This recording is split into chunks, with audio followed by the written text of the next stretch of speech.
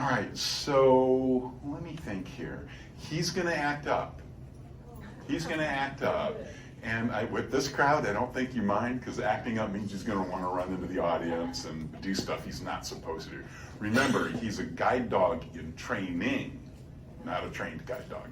So, and I'm not an expert trainer, so you're going to see him act up. And I'll explain what he's doing and how I try to correct it as I go on and do it. Are you fostering, Fred? That's just it. I was a foster, and now I'm his person, because he's not my guide dog. He got moved out of the program. We say transition. This is Tuck, just not, yeah.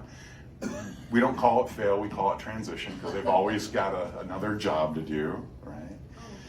So that was a Tuck, by the way, and a Tuck, when it's really crowded, and people like HEB at Christmas time, and it gets a little hectic, you have him tuck, and the tail's protected, and he's safe. And a lot of times for the person, see, he should have just stayed there. He doesn't move. Doesn't move until I give him permission, right? So when you tell a dog to sit, you should never have to say stay, right? Oh, okay. So when you tell a dog sit, the dog sits and it doesn't move. So you shouldn't have to say stay. You should be able to just walk away. So come here, you're gonna tuck. He's past learning. And I was explaining earlier, I'm gonna have him go down, love. Now I'm going to say I go have down. half a bed empty. Okay. There you go. He's a snuggler. He's a snuggler. Not allowed on furniture. Oh, yes, you would. Now, that's it. When we train them, and I haven't even introduced myself yet, but I will in a second. When we train these guys, and when we're raising them, we don't put them on furniture, because eventually, a lot of these guys are going to end up in the hands of a blind person, and you don't want them randomly sitting on the chair or the blind person. Once the blind person gets them, they can let them on the furniture, they can set their own patterns, but we don't establish any patterns with these dogs that might interfere with their normal way of doing things. So we don't allow them in bed, or he would take up the bed, or on chairs, but a blind person almost always will. They want them up there on the couch with them and stuff like that. Okay, I am J.C. Clapsaddle. I am Clapsaddle.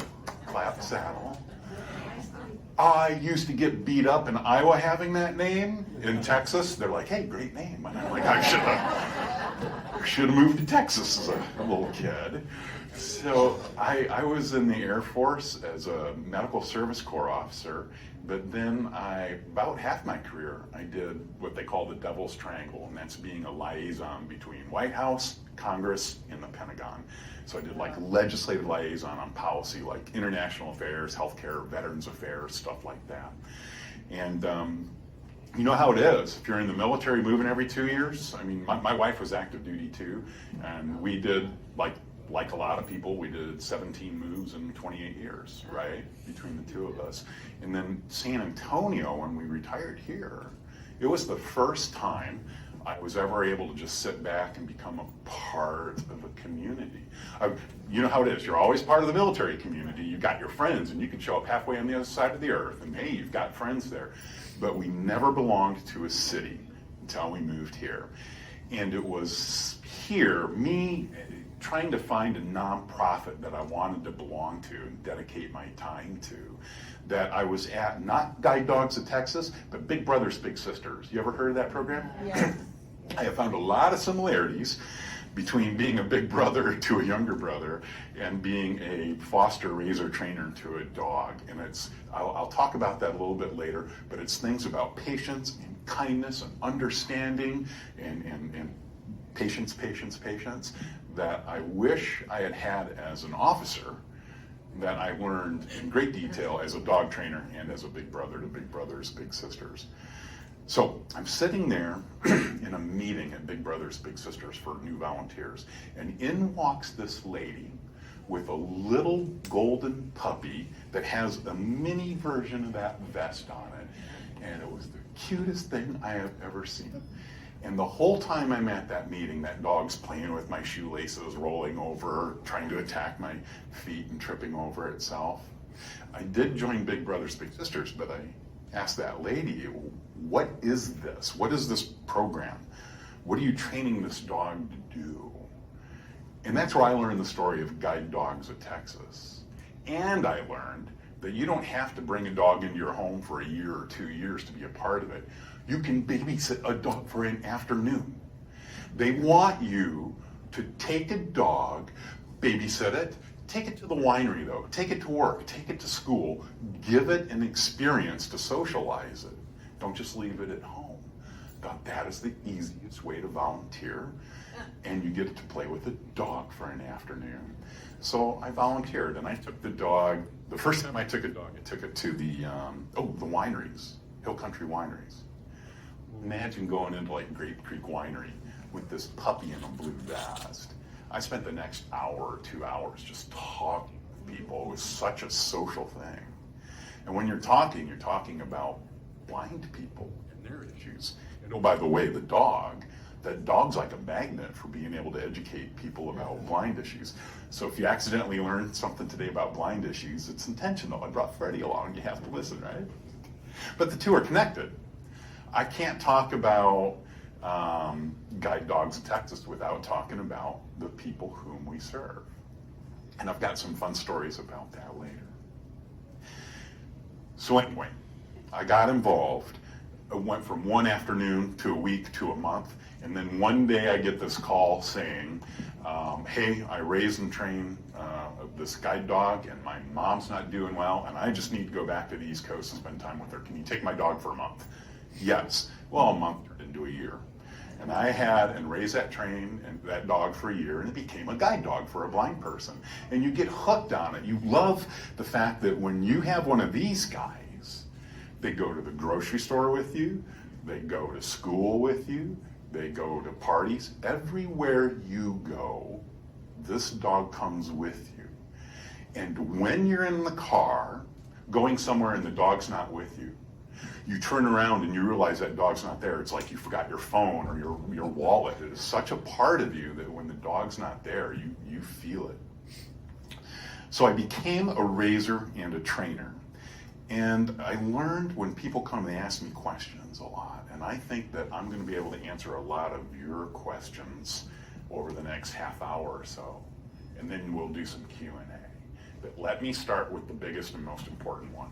What separates a guide dog from all those other dogs?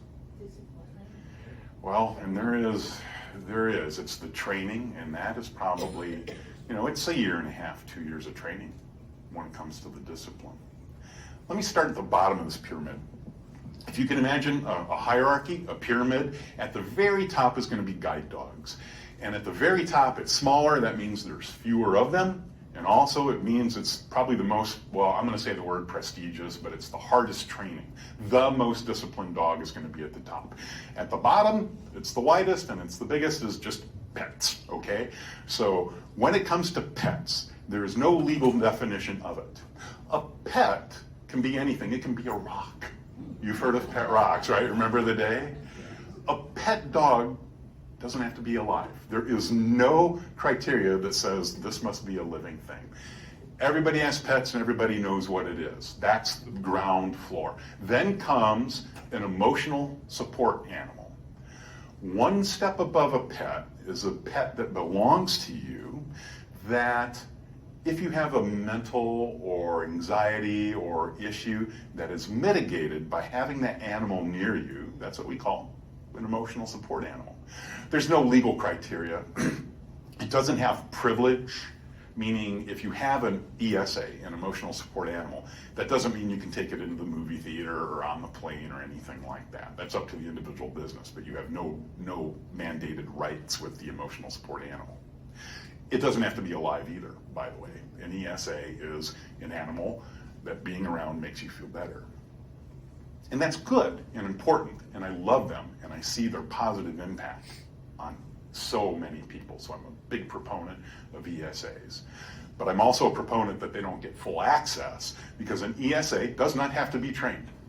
There is nothing that says for this to be an emotional support animal that has to be silent or obedient, or doesn't, it can be a real dork of a dog and attack other people and bark. It's still an ESA. You love having it near you. Haven't airlines had to crack the, On ponies, goats. yes. I mean, literally saying they're emotional support animals. And they are, and I value that, but that doesn't give them the privilege, right? Because you get into law, there's a responsibility that we have to have. If we're going to go into public spaces where everybody has the right to feel safe and protected and without fear, this cannot be a biting, angry, snapping, snarling dog, because that violates the freedom of movement of rights of everybody else, right? So there's a certain level of training and responsibility that we have to have before this dog is granted privilege by the state of Texas or by the U.S. government. I'm pleased with the state of Texas. They're one of the more permissive when it comes to a dog like this. I have walked into wineries or bars, and it sounds like all I do is go to wineries and bars and drinks and distilleries and other places which I don't know exist, right? And I've been challenged quite a few times. Oh, Sue Young, hello. Well, we actually have an expert now. Sue Young is a guide dog, Freddie said, a guide dog mobility instructor. And when we talk about the top of the pyramid of training, Sue Young, that's the PhD of the dog training world. So Sue Young, what I was doing right now is explaining the different levels of dog, emotional support animal, working dog, service dog. After I'm done, did you want to talk, or do you just want to have me keep rolling, or how do you want to do it? Okay, let me tell my clarification, and do you want to bring, who do you have? Argo. Do you want to bring Argo over? Come here, Freddie. All right. Now remember, they're in training, so they're going to make mistakes. And Argo is young and still full of puppiness. Oh, 10 months. Okay, so we were talking about, we got to emotional support animal. Next level up is working dog. And this is where people get service dog and working dog confused a lot. A working dog helps a human being work, do a job. Drug sniffing dog, riot control dog, cadaver finding dog, search and rescue dog. The person's able to do the job, but the dog just helps them do it a lot better.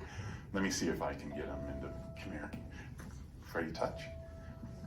Touch? Oh, he's not, okay. That's the easiest thing when he's a little distracted, is I'll just have him touch. That's the first thing he ever learned, touch. And he touches, and then he gets a little treat. And that lures him back into position. And then Freddie, down, love. Down. Does everything end with a treat? Well, If they listen. not everything, and Sue Young can really answer that. A lot of times the dog gets to the point where you can just give it love or a positive word, or they just do it. But with Freddie, now that he's on the ground, I feel like I have to stand on him to keep him there. So that'll be a little bit different there. So working dog helps a person do a job. Military working dogs, okay? Then comes service dog. A service dog is a partner of a person, and it's usually helping them perform a function that they need for their normal lives. So a service dog, it's almost always a medical connection there, right? If you're blind, your service dog is a guide dog. And when you hear guide dog, you are almost always talking about a dog that's going to help somebody who is blind or visually impaired. I'm out with Freddie all the time. People come up and they say, oh, he's a guide dog. What for? Well, a guide dog for the blind, right? And compared to what? Well, there's service dogs that help people who might have epileptic fits, and it can sense an oncoming seizure before the person knows and can warn them by smacking their head against their leg, or by sitting and doing what they call a tell. Or I have a friend, MFA Runkin, who has a hearing dog. And that dog acts as her ears when she's out and about in the city or in public. And that dog, by the way, is a repurposed guide dog. Another little boy like Freddie who didn't quite make it. And so he went, and now he's a hearing dog. And I know Emma, and I know that dog, and I know they have a great life together. They are everywhere. By the way, Emma Faye Runkin, if you Google Emma and Hank on PBS, They had a public television station show which won an Emmy Award, and they're here out of San Antonio, where for 2 minutes she teaches little kids sign language with Hank.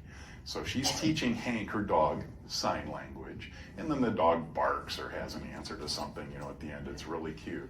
But they did a whole series on MFA here out of San Antonio and her dog Hank, and it's just a fun one to, just click into it and watch a couple, and it just warms your heart. It's a really good thing. So, other service dogs, diabetic dog. I know a person who has diabetes, and if they start to go into their sugar funk or whatever, the dog can highlight them. But I think one that everybody is really familiar with in the military is PTSD service dogs. And there's an organization called K9 for Warriors, which probably puts out 300 PTSD dogs a year, maybe more. And they've got a campus here in San Antonio and one in Florida. And they take dogs, and it doesn't have to be purposely bred. Freddie is purposely bred for this mission. His grandparents, all the way back for years and years, were part of this consortium that breeds service dogs. But K9s for Warriors will take a dog and just adopt it out of the kennels, out of the city pound. They'll look at 1,000 dogs, and maybe 2 or 3 of those dogs meet the criteria: the weight, the breed, the age, the health, the discipline. And then they will spend 6 months to 9 months training that dog to follow somebody who has serious PTSD. And the people who get these dogs are people who have reported that they want to do self-harm or maybe have tried to hurt themselves in the past. That dog then will follow them around to the HEB. There's vets that are afraid to turn their back on the crowd to get ice cream because they're just so paranoid of what might be behind them that this kind of paranoia prevents them from even going out. But they'll train that dog when that vet turns around to open up the ice cream. The dog leans against their legs facing the other way. And if a person comes by, the dog will bang their head bang its head against the leg so that person knows somebody's coming. Okay, there's no surprises. Nightmare cycles. If you have PTSD, and PTSD, it runs a spectrum from mild to all the way to where I can't function because every other day I think I'm back in the military or I'm reliving my trauma. A lot of times that reliving the trauma happens at night with nightmares. And if you have a nightmare and you can't sleep throughout the night, you wake up the next morning and you're not healing. Your day's bad. And the worse your day is, the more likely you are to have bad sleep the next night. And it leads to depression, and they call it the cycle, the nightmare cycle. These dogs are trained to lay next to your bed, these PTSD dogs, and they can sense the person starting to get into their dreams. And that dog can tell by the breathing, by the smell, by the heartbeat, whether that person's having a normal dream or whether they're descending into a nightmare cycle. That dog will get up on the bed, put its paws on the chest, push a little bit, nudge it with its head against the face, and wake that person up. That person did not get into the nightmare cycle. They wake up, they've got this big, beautiful dog on them, and they go back to sleep with love and comfort. They have a good night, they have a better tomorrow. So that's one of the biggest values of a PTSD dog, is the very fact that they're able to interrupt the nightmare cycle. So when it comes to, Sue Young, I'll talk about what it's like to be a raiser for a few minutes, and then you can come in and talk about what it's like to actually train one of these things. Okay, so they give you a puppy, it's 8 weeks old, it's insanely cute, and they tell you to go out in public with it. So you go to the HEB, you go to the Home Depot, you go to your friend's house. There's certain things you have to do. Basic stuff. Sit, lay down. I guess the biggest sense of accomplishment for me is if I could go out to dinner and Freddie, when he was a puppy, would just lay at my feet and not get up and go to other tables or, whine or anything like that. You hear him whining all the time now. But like I said, that's because he knows he was just getting love from you guys. And if he could do anything right now, it would just be like crawl up on your lap, and then he'd be happy. So you go through, a year and a half usually at most. And after a year and a half of this dog just being bomb-proof, and when I say bomb-proof, I mean that when they're born, some places will have in the speakers after they're a couple weeks old, they'll have sounds of TV or of traffic or of gunfire or fireworks, just gently. They're in there with mom and their brothers and sisters, and it's just part of them growing up. When they hear it in the nature, it doesn't disturb them. This guy can sit through thunderstorms, gunfire, firecrackers. It means nothing to him. I took him to the rodeo and he slept the whole time. It was perfect. And he's not even a well-trained dog. So after a year or 6 months, Sue Young and her crew are going to go and look at all the 20 or however puppies are out there that are 6 months old, a year old, year and a half old, and they're going to take a few of those and it's called advanced training. They leave me. They leave the people who, had them for years. I know, it's sad. And then they go and they live with other people on campus or with other raisers, but they leave you, and then they're tested out to see whether or not they're gonna have the potential to go on for that PhD to become a true guide dog. And if they've got what it takes, no, Freddie, if they got what it takes, then it's another 6, maybe 8 months of training with people like Sue Young. And I don't know, Sue Young, how many years did it take to reach your level to be a trainer, a GDMI? Is it 4 or 5 years? 3 or 4 years. Okay, yeah, so it's not just your 6-month certificate. And by the way, if you're, let me see if I can get him in position. Come here, Freddie. Come on. Nope, you. Oh, come on, you. Okay, good boy, good boy. So, there we go. Oh, I lost my train of thought on what I was doing. I know it had something to do with dogs. Yeah. What's that, my fault? Oh, my train of thought? Oh, that was a real bad pun. That was a real bad pun. All right, well, is Sue Young here? Did she step out real quick? Oh, okay, yeah. Question for you, Liz. What do you do if you take your dog into a venue and they say no dog is allowed? I have. Because it happened to a friend of mine that I was with. Well, if it's a dog with privilege, because Texas law says, and it's up to a $10,000 fine for the person, not the company, for the person stopping them. It has to do. Just a minute. I wonder if I got it on here. Oh. Doesn't the dog have to be identified? He does. So as long as I am the certified handler and he's got an ID and he's being in official training as a service dog, he should be allowed almost everywhere except, if I get a private backstage tour of the zoo's monkey cage, they're not going to let the dog in there regardless of how calm he is, right? Because of what it might do for safety in the other animals. But when it comes to a service dog, hearing this, PTSD, they're allowed. And when you get challenged, you just have to know the law. And it's Texas statute 210, blah, blah, blah, blah, blah, blah. And it actually says that a service dog in training with its handler has full privilege. So you just got to be able to cite the law. And I love Grape Creek. I don't know if any of you head up to Hill Country at all. Grape Creek is one of the nicest wineries. And when we've got company, I like to go up there. They're coming from Iowa. It's a big deal to go to. Oh, by the way, nobody in Iowa knows that Texas grows wines. You know that? Right, it just got So, and it surprises people when I say that Texas Hill Country is the second most touristed and largest wine region in America. Everybody knows Napa. Then it's Texas Hill Country.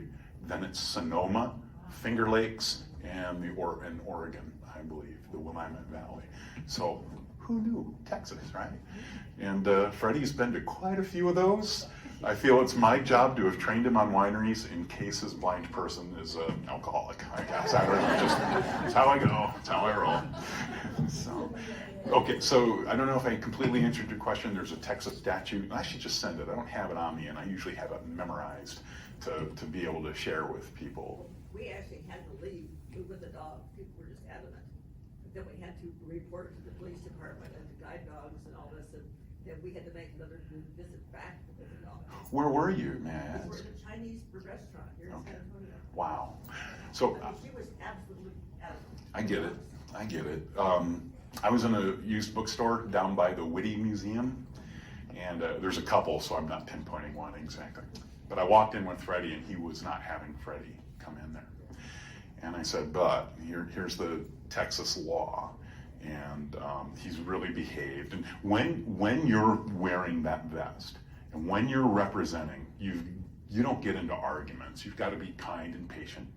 And you use it as a teaching opportunity. Here's a person that is not only against the law, but if they get their way, it's going to hurt blind people, you know, and service dogs in general. So you treat it very kindly, but I just refused to leave. He called the police. And you always pretend that you're on camera.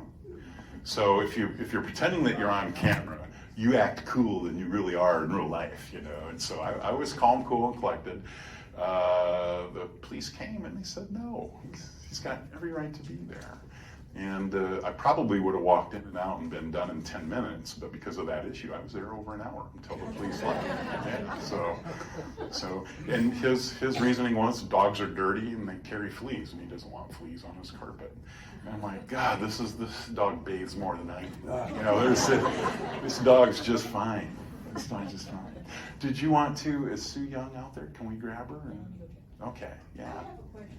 Yeah, come here, Freddie, come here.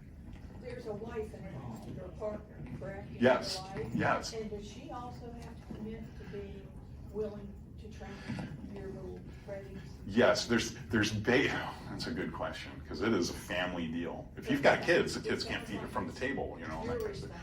I am. I took all the training and she went along with it, but he is my responsibility. We have 2 other dogs, 2 that are pets. And even though they can play together in the house, when the vest comes on, it's like he's putting his military uniform on. His best behavior has to come out. And he doesn't get to play with the other dogs in vest. And does he know that? Yes. The vest comes on, he's like, oh, shit. I can do this for a little while, you know. So, and here's another thing. Wouldn't it be great if I don't have a fenced in yard. And it would be great if I could take all 3 dogs out to tinkle and do their business at the same time and go for walks. Because you got to take a dog out a couple times a day. He doesn't get to be walked with them. So it's separate. When I'm alone, if my wife's away on business, I'm up at 6:30 in the morning. I walk him for 45 minutes in a training walk. Then I walk the other 2 dogs. I work for a little bit, and then I do it all over again at noon, and then at 4 o'clock, and then a real quick one at night. So I'd probably be 500 pounds if it weren't for having extra dogs, but I'm always out there walking.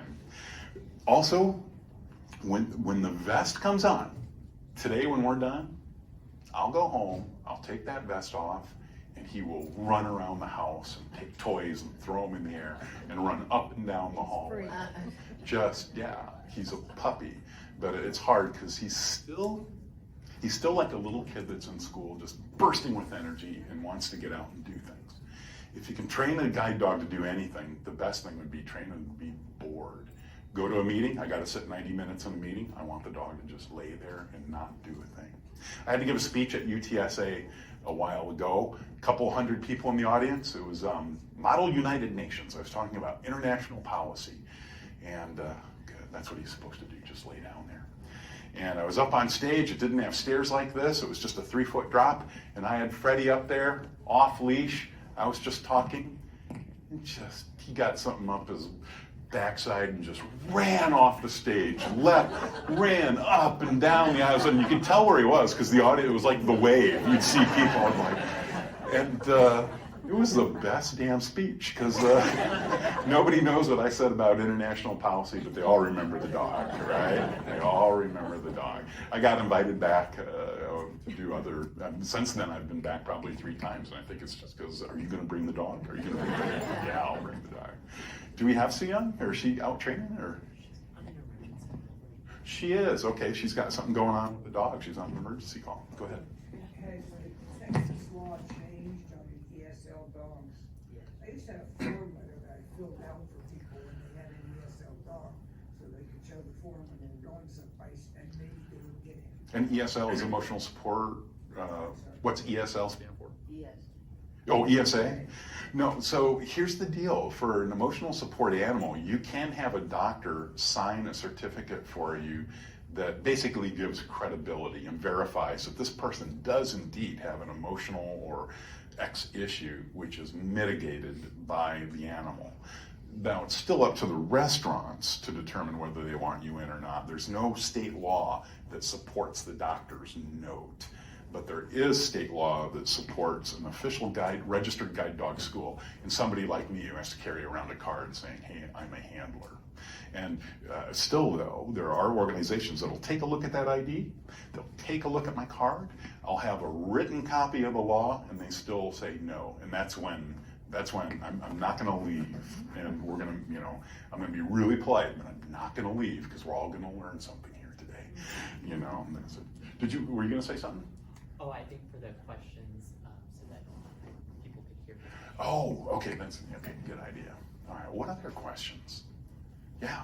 What happens to the dogs that? Wait for the mic. Oh, and I can always repeat it. He doesn't either. Yeah. What happens to the dogs? The dogs that say do not pass the program. What are they available for adoption then? Or? They are. We call them repurposing. Here, I'll grab that from you. No dog fails. No dog fails. Their job is to be a dog, right? So if they don't make it as a guide dog, then we take a look at their health. Well, and I should say sometimes dogs fail because of a health issue, right? We will not put a dog into somebody's hands if they have an allergy to grass, because that blind person is not going to necessarily know where there's an infection or constant scratching, and they're going to have medical bills up the wazoo. So when we give a guide dog to somebody, it's free, and we don't want to burden them with too many bills. Plus, a dog that has health issues probably won't have as long of a usable lifespan. So if the dog fails, is repurposed because of health issues, that's okay, they're up for adoption. And first choice goes to this network of people who raise and train these dogs, because they put in years of training, and if they want a dog, then they can do so. But other times they're just up for regular adoption. And they're very prized, of course they're very prized. Now another dog that's repurposed might end up being, as I talked about, a hearing dog, or a companion dog to somebody who has like ADHD or autism, or in Freddie's case, ambassador dog. And another dog, Tyndall, and I got to help raise Tyndall. Tyndall became we would call it a facility dog, a dog that's assigned to, in this case, a church. And he goes up and down and works with people at church. If people from that church are in the hospital, he goes to the hospital. If somebody's having a hard time, they lost a loved one, they'll go to the house. Tyndall wears the church's vest, and he's just an emotional support animal for them. Freddie, by the way, was in Uvalde a couple years ago. Remember Uvalde? Yeah, so Freddie went there, and man, I knew the families would jump on him, but it was the first responders.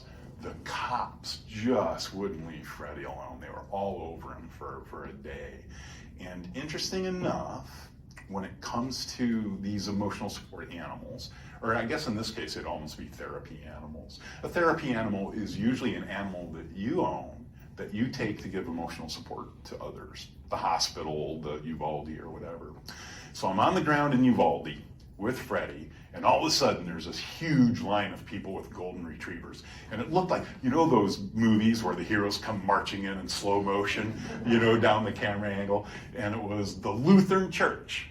The Lutherans in America have what they call their Lutheran Canine Companion Program. And they have golden retrievers, and if there's a problem somewhere in America, a mass shooting, flooding, something like that, they jump in planes and they land on the ground, and they own that battle space. That is their territory. They're taking dogs all around, so all of a sudden there was Freddie, and but by that evening there must have been 20 or 30 golden retrievers working the same area, and it was the Lutheran. Freddie's Catholic, so he didn't make it. So, yeah. But they still accepted him.